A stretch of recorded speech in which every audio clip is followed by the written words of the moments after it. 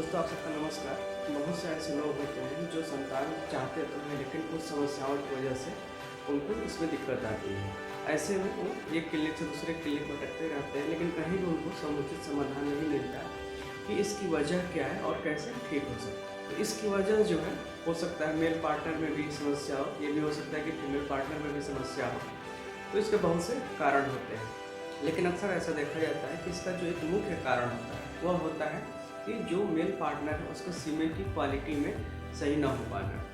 तो सीमेन की क्वालिटी कैसी होनी चाहिए, उसमें कितने स्पर्म काउंट होने चाहिए, स्पर्म की मोर्टेलिटी कितनी होनी चाहिए, तो इन सारी चीज़ों पर डिपेंड करता है कि कंसेप्शन सही से हो रहा है या नहीं हो रहा है। तो इस वीडियो में आपको डिटेल में बताएंगे कि अगर यही समस्या आपके साथ भी है और आपने अपना सीमेनोग्राम कराया है और उसको आप समझ नहीं पा रहे हैं कि आपका सीमेनोग्राम यानी कि जो सीमेन एनालिसिस रिपोर्ट है वो ठीक है या नहीं है, तो इसके लिए आप इस वीडियो को शुरू से अंत तक जरूर देखें और इसमें हम हर एक पॉइंट के बारे में डिटेल में आपको बताएंगे कि सीमेन क्वालिटी कैसी होनी चाहिए, कितना उसमें काउंट होना चाहिए, कितनी मोर्टेलिटी होनी चाहिए।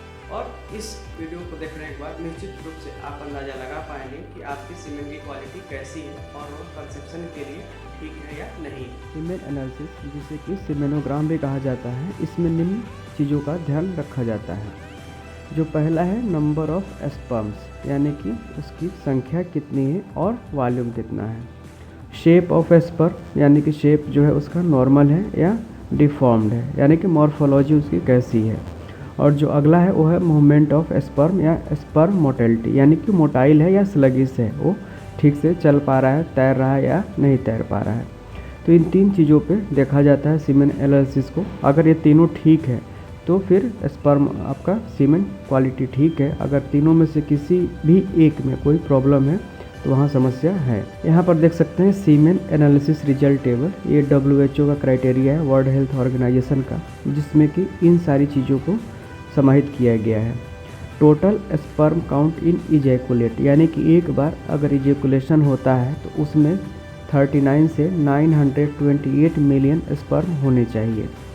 और उसका वॉल्यूम, सिंगल इजैकुलेट का वॉल्यूम 1.5 ml से 7.5 ml तक होना चाहिए। स्पर्म कंसंट्रेशन कितना होना चाहिए पर ml में 15 से 259 ml, या अगर हम टोटल की बात करें तो लगभग 40 से 50 मिलियन मिनिमम होना चाहिए पर एजुकुलेट। और ml में बात करेंगे तो पर ml 15 से 259 मिलियन होना चाहिए। जो मोटेलिटी है, यानी कि उनकी स्पीड और उनके जो चलने की क्षमता, वो होनी चाहिए 40 से 81% जो है स्पर्म मोटाइल होने चाहिए। और प्रोग्रेसिव मोटेलिटी उनकी 32 to 75, यानी कि 32 से 75% जो है मोटाइल होने चाहिए। और मॉर्फोलॉजी 4 से 48%, इतने कम से कम स्पर्म नॉर्मल होने चाहिए। अगर इससे कम नॉर्मल हैं तो फिर वहाँ पे समस्या आती है। तो कंक्लूजन क्या है कि नॉर्मल क्या होता है, what is normal. A normal sperm count ranges from 15 million sperm to more than 200 million sperm per million of semen, यानी कि जो नॉर्मल संख्या होती है 15 मिलियन से 200 मिलियन तक पर ml होनी चाहिए।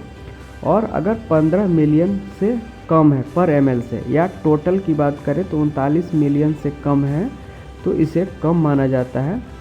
और यहाँ पर समस्या होती है कि कंसेप्शन नहीं हो पाता, और इस स्थिति को ओलिगोस्पर्मिया या ओलिगोजूस्पर्मिया कहा जाता है।